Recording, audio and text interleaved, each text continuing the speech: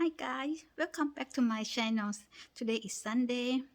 and I will talking about ghost story สวัสดีค่ะเพื่อนๆทุกคนวันนี้มาคุยกันเรื่องผีกันดีกว่าเนาะซึ่งไม่รู้ว่าอันนี้มันก็แล้วแต่ความเชื่อของแต่ละคนนะคะเพราะว่ามีครั้งหนึ่งประมาณสักคิดว่าประมาณ10 ปีแล้วนะคะพี่ติ๋มเคยมีแฟนคนหนึ่งและแกก็เสียชีวิตซึ่งหลังจากแกเสียชีวิตไปพี่ติ๋มก็แต่งงานใช่แกเสียชีวิตประมาณปี2005นะคะแล้วหลังจากนั้นมาพี่ติ๋มก็แต่งงานใหม่ซึ่งต่อมาประมาณหลังจากนั้นประมาณคิดว่าประมาณ5-10 ปีเนี่ยแหละค่ะจู่ๆพี่ติ๋มฝันซึ่งความฝันนั้นมันเหมือนบ้านเรากำลังตื่นซึ่งตอนนั้นพี่ติ๋มกำลังหลับมันเป็นตอนคืนนะน้องๆพี่ติ๋มกำลังหลับจู่ๆเหมือนตื่นแต่ก็ยังหลับในความฝันว่าเห็นเงามืดมาเลยค่ะมืดมาแล้วจะพยายามมานอนทับพี่ติ๋มก็เลยขัดขืนก็ต่อสู้เพื่อในความฝันเรายังมีสติอยู่นะคะน้องๆเราก็เลยสู้จนสุดฤทธิ์นะคะคิดถึง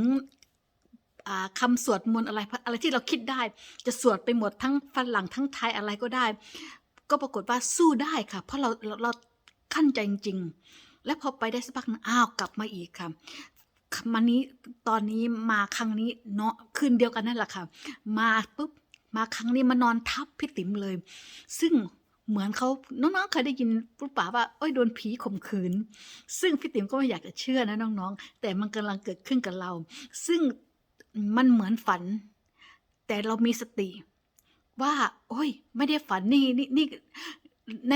ในตอนนั้นพี่ติ๋มมีสตินะคะเราบอกตัวเองว่าเฮ้ยกำลังฝันต้องสู้ผีอำคือบอกตัวเองเลยอย่างนี้เลยค่ะรู้ว่าตัวเองโดนผีอำมันเหมือนเรากำลังมองภาพอีกภาพหนึ่งนะก็เลยต่อสู้ก็เลยฝืนกว่าจะขัดขืนกว่าจะต่อสู้ได้นี่ก็ใช้แรงเยอะมากครับปรากฏว่าก็ทำได้ครับก็หายไปเลยซึ่งก็ไม่รู้เนาะไม่รู้ว่าเป็นผีหรือเปล่าค่ะบางครั้งเราตื่นแต่ถามว่ากลัวไม่นะคะพี่ติ๋มไม่กลัวนะคะณตอนนั้นเพราะว่าพี่ติ๋มรู้ว่าพี่ติ๋มไม่เคยทำร้ายใครหรือเราไม่เคยคิดปองร้ายกับใครเพราะฉะนั้นการที่ว่าจู่ๆผีมาหลอกเรานะคงเป็นไปไม่ได้แต่บอกตรงๆว่าพี่ติ๋มกลัวผีมากครับกลัวมากจริงๆและก็ไม่อยากจะเจอยิ่งหมอดูเขาบอกด้วยว่าดวงพี่ติ๋มนะมี six sense ถ้าจะเรียนแบบพวกที่ว่า open your third eye ตรงนี้นะคะถ้าจะเรียนนะพี่ติ๋มเคยไปเรียนนะครับของแต่ที่นี้เขาให้นั่งสมาธิ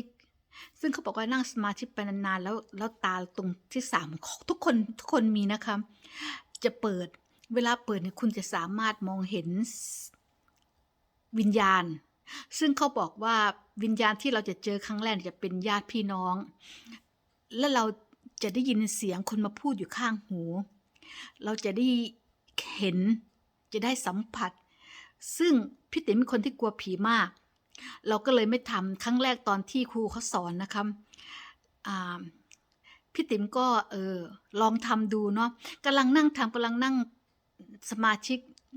เขาให้จุดเทียนขาวใช่ไหมคะแล้วนั่งสมาธินั่งไปนั่งมานึกกลัวค่ะนึกกลัวว่าถ้าเราตาที่3เราเปิดแล้วเราต้องเห็นสิ่งเหล่านั้นซึ่งพี่ติ๋มเป็นคนที่กลัวผีมากเราก็เลยลุกขึ้นมาเลยเราก็เลยเป่าดับเทียนแล้วหลังจากนั้นเราไม่กล้าทำอีกเลยค่ะเพราะว่าเราเป็นคนกลัวผีซึ่งแต่เราก็ไม่เคยเจอนะคะแล้วก็ไม่คิดอยากจะเจอไม่คิดอยากจะเจออะไรทั้งนั้นสิ่งเหล่านี้แต่พี่ติ๋มก็มีอย่างหนึ่งที่เรารู้อยู่แก่ใจว่าเราไม่เคยทำร้ายใครเนาะและเราไม่เคยคิดร้ายกับใครพี่ติ๋มเชื่อว่าคนที่เจอผีเนี่ยอาจจะมีเราก็ไม่รู้นะคะอาจจะเขาอาจจะมีซิกเซนมองเห็นผีได้หรือเขาอาจจะมีสื่อสัมผัสได้แต่พี่ติ๋มคิดว่าถ้าพี่ติ๋มไม่เคยไปทำร้ายใครเพราะนั้นเรื่องการเห็นผีนี่คงจะยากอยู่แล้วก็ขอไม่เห็นนะคะซึ่ง เขาบอกว่าถ้าเห็นจริงๆเขาจะมาเป็นแบบอ่าตอนที่พี่ติ๋มโดนนะคะเขามาเป็นพี่เราเห็นรู้ว่าเป็นคนรู้ว่าเป็นคนค่ะแต่ไม่ใช่เป็นรูปร่างขึ้นมานะคะน้องๆรูปมันเป็นเหมือนเงาดำๆแต่เรารู้ว่าเงานั้นคือคน แต่มันไม่ได้มาเหมือนที่เราเห็นในหนังกันนะคะสภาพแบบน่ากลัวไม่ใช่นะคะแล้วทีนี้พี่ติ๋มเป็นคนที่กลัวผีมากแล้วตอนที่ปีที่แล้วพี่ติ๋มไปเมืองไทยไปอยู่ที่โรงแรมแถวสุขุมวิทนะครับแล้วเราต้องอยู่15 วัน16 คืนเนาะตอนช่วงนั้นกำลังควอลันทีนอยู่ค่ะพี่ติ๋มก็เลยไป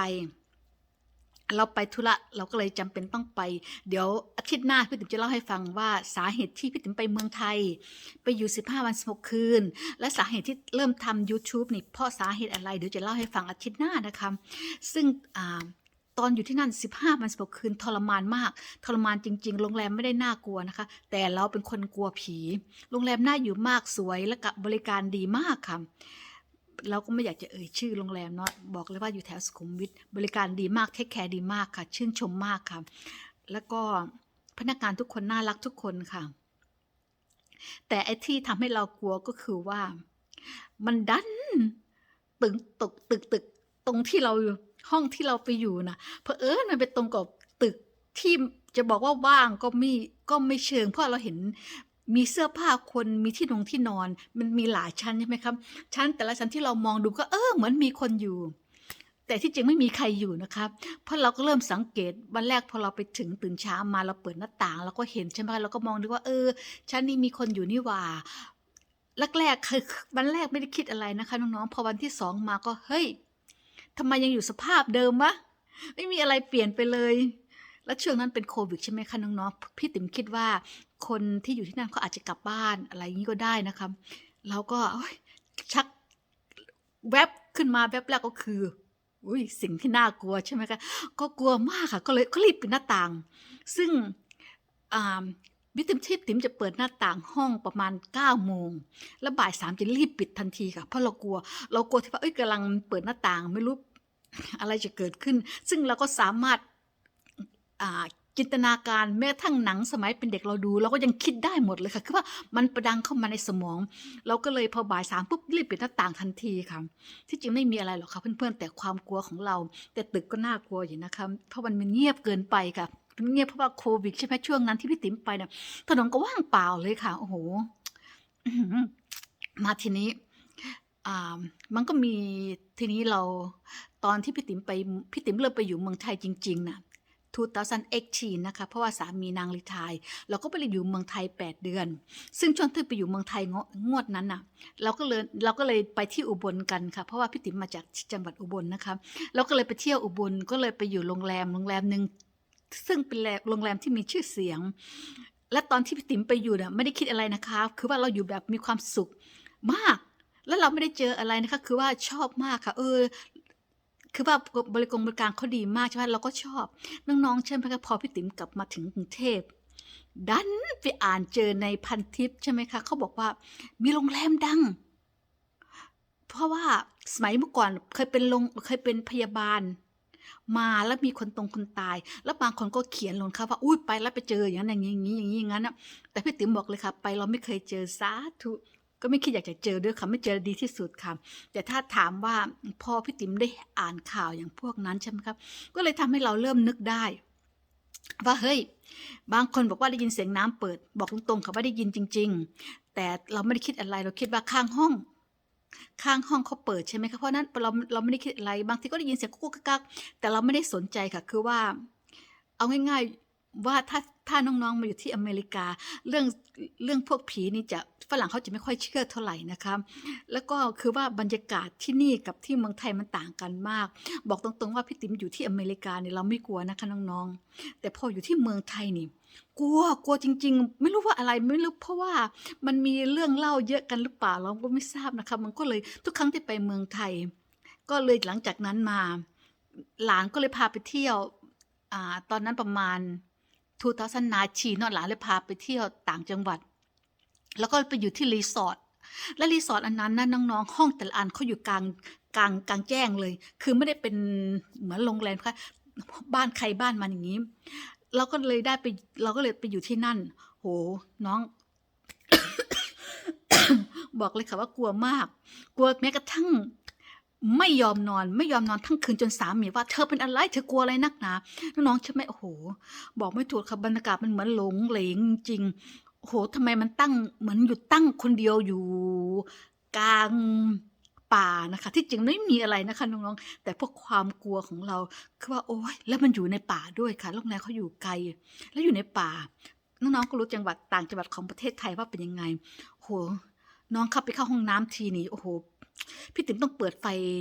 แล้วมันเป็นรีสอร์ทที่เก่าใช่ไหมคะมันเป็นไม้เขาทำไม้โอ้โหโคตรกลัวเลยค่ะจะเข้าห้องน้ำทีอยากจะปลุกผัวแต่กลัวผัวด่าก็ต้องยอมไปนะคะน้องๆโอ้โหใส่ผ้าไม่รู้กี่สร้อยไม่รู้กี่อันค่ะกลัวมากที่จริงไม่มีอะไรนะคะแต่เราคนกลัวไปเองซึ่งพี่ติ๋มเลยบอกหลานว่าถ้างวดหน้าจะพาไปเอาละทาวนะอย่าพาไปอยู่อย่างนั้นขอไปอยู่ที่โรงแรมดีกว่าแพงก็ไม่ว่าคือว่าเราไปอยู่โรงแรมเราสบายใจมากกว่าค่ะถ้าไปอยู่แบบนั้นมันเหมือนอยู่กลางแจ้งนะน้องเหมือนน้องๆเคยไปไหมเหมือนที่ว่าเราเดินไปไม่มีอะไรป้องกันเราค่ะในความคิดเราเป็นแบบนั้นจริงๆเพราะความกลัวมากแต่ถ้าอยู่ในโรงแรมพี่ติ๋มไม่ค่อยกลัวเท่าไหร่นะคะมันเหมือนว่ามีหลังคาคุมเป็นห้องเราเดินไปแล้วก็เจอห้อง แต่อันนั้นพอเปิดประตูมามันจะป่า มันก็เลยกลัวที่จริงไม่มีอะไรค่ะ แต่ถ้าพูดเรื่องความกลัวและเจอผีสาธุไม่อยากเจอนะคะ แล้วก็ไม่เคยเจอเลยค่ะ แล้วก็ ที่เขาบอกว่าโดนผีอำอันนี้พี่ติ๋มเชื่อนะคะ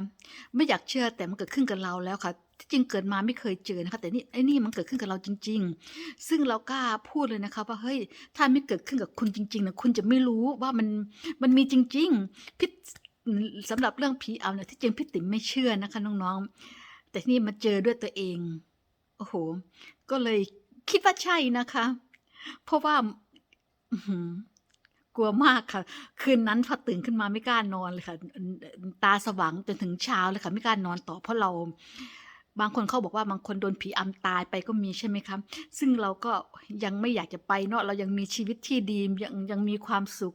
ชีวิตเรากำลังสนุกสบายสมบูรณ์แบบทุกสิ่งทุกอย่างมีความรักทุกสิ่งทุกอย่างแล้วมีทุกอย่างที่เราต้องการในชีวิตเราก็โอ๊ยยังไงก็อย่าให้ไปเถอะยังไงก็ให้เราอยู่ enjoy ชีวิตกับสามียิ่งตอนนี้เรารีไทร์กันขอให้ enjoy ชีวิตบั้นปลายชีวิตขอ enjoy ก่อนอย่าเพิ่งให้ไปเร็วแต่ถ้าถึงเวลาไปจริงๆก็คงต้องแล้วแต่นะคะเป็นไงคะน้องๆถ้ามีเรื่องอะไรอยากเล่าให้ฟังเขียนมาได้นะคะก็วันนี้มีแค่นี้ค่ะที่จริงมันมีเยอะกว่านี้นะคะจำไม่ได้ที่จริงมันมีของฝรั่งด้วยค่ะแต่ทีนี้มันจำไม่ได้มันก็ไม่อยากจะเชื่อพูดหน่อยหนึ่งก็ได้ค่ะที่จริงมีอันหนึ่งซึ่ง ตอนนั้นน่ะตอนนั้นพี่ติ๋มยังไม่แต่งงานนะคะพี่ติ๋มอยู่อพาร์ตเมนต์คนเดียวซึ่งที่จริงพี่ติ๋มเชื่อเรื่องพวกนี้อยู่นะคะน้องๆเพราะว่าพี่ติ๋มมีเพื่อนต่างชาติเขาก็เล่าให้ฟังว่าประเทศเขาก็มีพวกสิ่งอย่างนี้เหมือนกันแล้วพี่ติ๋มเองก็ไม่อยากคิดแต่มีครั้งหนึ่งพี่ติ๋มเคยมีแฟนใช่ไหมคะแล้วแฟนพี่ติ๋มคนนี้เขาเคยแต่งงานแล้วก็หย่ากับภรรยามาและภรรยาเขาพยายามจะได้ผู้ชายคนนี้คืนแล้วเขาเป็นคนต่างชาติด้วยค่ะและคนที่ภรรยาเขาคนนี้เนี่ยเขามีเพื่อนที่ว่าเป็นชาติเดียวกันแล้วเพื่อนเขาทำไอ้พวกนี้ด้วยสาเหตุที่พี่ติ๋มรู้เพราะว่าเพื่อนของพี่ติ๋มเป็นเพื่อนของเขาเราก็เลยรู้มานิดหน่อยแต่ถามให้เชื่อหมดไหมมันก็ไม่อยากจะเชื่อแต่มันก็ได้ยินจริงๆน้องๆเคยได้ยินใช่ไหมคะเมืองไทยที่เขาบอกว่าเศษหนังควายให้ไปตกที่บ้านอะไรอย่างนี้คืนนั้นอ่ะตอนที่พี่ติ๋มกับแฟนจู่ๆเลิกกันแฟนคนนั้นกำลังจะขอพี่ติ๋มแต่งงานนะคะน้องๆจู่ๆเลิกกันโดยไม่ทราบสาเหตุซึ่งวันนั้นอ่ะเขาไปทีดีวาใช่ไหมคะพี่ติ๋มก็อยู่บ้านก็รอให้เขาโทรศัพท์มาเขาก็ไม่เคยโทรมานะน้องๆแต่พี่ติ๋มก็ได้ยินเสียงเหมือนอะไรตกบนหลังคาดังมากจริงๆค่ะน้องๆดังจริงๆดังจนพี่ติ๋มตกใจซึ่งพี่ติ๋มไม่รู้ว่าคนอื่นได้ยินหรือเปล่านะที่ว่าห้องต่อไปได้ยินหรือเปล่านะคะดังมากจริงค่ะประมาณ3ครั้งและวันคืนนั้นพี่ติ๋มไม่ได้หลับเพราะว่านั่งรอแฟนที่เขาโทรมาเชื่อไหมเขาไม่เคยโทรมาเลยค่ะพี่ติ๋มก็เลยเอะใจก็เลยเราโทรกลับพี่ติ๋มโทรกลับไปหาเขาประมาณ10 ครั้งแล้วมั้งครับเขาไม่โทรกลับเลยค่ะพอกลับมา เขากลับมาจากทีดีวานั้นน้องเชื่อไหมว่าเขาเลิกกับเราโดยไม่มีสาเหตุโดยไม่บอกว่าสาเหตุอะไรถึงเลิกกับเราซึ่งทำให้พี่ติ๋มงงมากเพราะว่าสาเหตุที่งงคือว่าเฮ้ยผู้ชายคนนี้รักเรามากกำลังจะแต่งงานกับเรากำลังจะขอเราแต่งงานจู่ๆมันเลิกกับเราได้โดยไม่มีเหตุผลซึ่งพี่ติ๋มก็เคยเพื่อนคนนั้นเขาเคยเล่าให้ฟังเรื่องแบบนี้ที่เกิดขึ้นที่พี่ติ๋มเจอนะคะแล้วพอรุ่งเช้าพี่ติ๋มตื่นขึ้นมาก็เจอในถังขยะพี่ติ๋มไม่ได้มีเศษอาหารอะไรน้องๆนะคะจู่ๆมีหนอนเยอะด้วยค่ะพี่ติ๋มก็เลยเอาไปทิ้งแต่ตอนนั้นเราไม่ได้คิดอะไรนะคะแต่พอหลังจากทุกอย่างผ่านไปเราเลยมานั่งทบทวนแล้วเราคุยกับเพื่อนเราเรื่องอย่างนี้ถามเขาพี่ติ๋มเล่าให้เพื่อนฟังนะว่าอะไรที่เกิดขึ้นเขาบอกว่าอาจจะเป็นไปได้นะมันก็แล้วแต่ความเชื่อของคนเนาะอันนี้เราก็น้องๆเขามาแล้วแต่รับบุคคลนะคะแล้วแต่ความเชื่อบางคนฟังอาจจะว่าไร้สาระก็ได้นะคะอันนี้เพียงแต่พี่ติ๋มเล่าให้ฟังนะคะซึ่งถามว่าพี่ติ๋มมีอะไรพรูฟไหมเราไม่มีอะไรที่จะมาพรูฟได้ที่จะบอกได้นะคะบอกเลยค่ะว่าเราไม่ได้หูฝาดค่ะและยิ่งถ้าหนอนขึ้น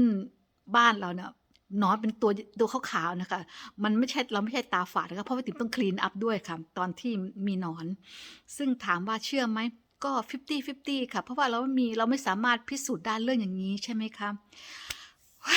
สรุปแล้วผีมีจริงหรือเปล่าก็ไม่มีใครรู้ค่ะฝรั่งเขาก็เชื่ออยู่นะคะก็สำหรับพี่ติ๋มเหรอคะก็คิดว่าเชื่อนะคะแต่ไม่ขอเจอนะคะเอาละค่ะเพื่อนๆคะพอพูดกันพอหอมปอก